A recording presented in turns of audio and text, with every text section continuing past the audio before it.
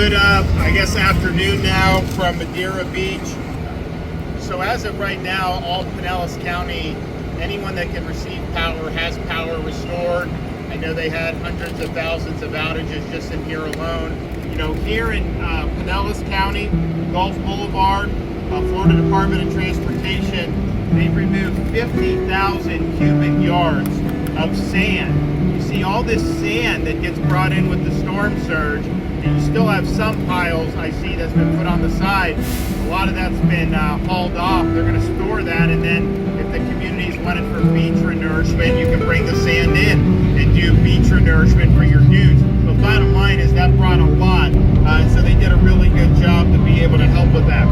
But also just say, you know, I was in Pinellas County, you know, after the storm, but then just driving around again, and we went to a bunch of different spots just to see. People are out working, and not just like crews that are working for government or contractors. You got people out there fixing up their homes, getting the garbage out, getting the debris. The business folks are out.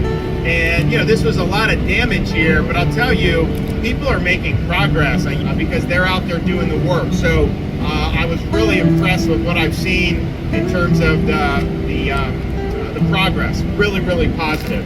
Now, Pinellas County,